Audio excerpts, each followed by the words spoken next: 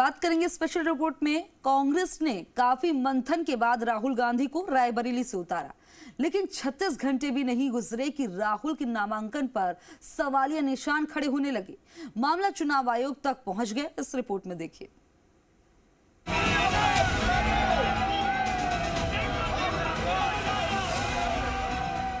राहुल गांधी जब रायबरेली के सियासी मैदान में उतरे तो वहां की जनता ने उन्हें सिर आंखों पर बिठाया।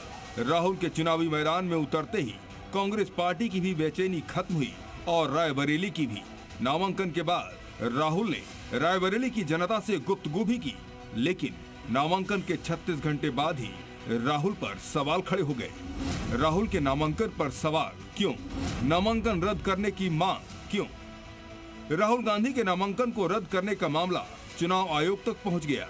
सबसे पहले जानिए कि राहुल के नामांकन पर शिकायतकर्ता ने क्या सवाल उठाए। राष्ट्रीयता पर उठाए सवाल, मानहानि मामले में सजा पर सवाल। राहुल गांधी भारतीय नागरिक नहीं है, जो उन्होंने स्वयं अपने इनकम टैक्स के रिटर्न में ब्रिटिश नागरिक अपने को बताया है, इसलिए उनका नामांकन पत्र रद्द किया जाए।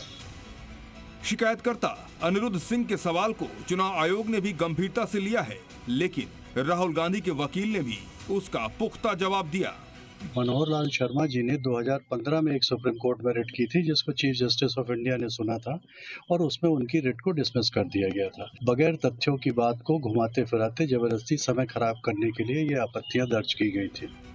एक तरफ रायबरेली से राहुल गांधी का नामांकन सवालों के घेरे में है, तो दूसरी तरफ लालू यादव की बेटी और सारण लोकसभा सीट से मैदान में उतरी रोहिणी आचार्य का नामांकन भी बीजेपी के निशाने पर है। बीजेपी ने आरोप लगाया है कि रोहिणी ने नामांकन के शपथ पत्र में आयोग को गलत जानकारी दी है। चुनाव आयोग को बीजेपी की तरफ से दी गई शिकायत में क्या क्या है वो भी जानिए। आय और चल संपत्ति की गलत जानकारी, इनकम टैक्स रिटर्न की गलत जानकारी, सिंगापुर की आय का ब्यौरा नहीं दिया गया।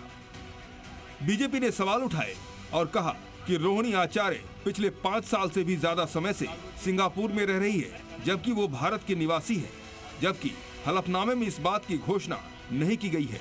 सारण लोकसभा सीट से रोहिणी बीजेपी उम्मीदवार राजीव प्रताप रूडी के खिलाफ मैदान में है, लेकिन बीजेपी के उठाए गए सवालों के बाद रोहिणी आचार्य की मुश्किल बढ़ सकती है।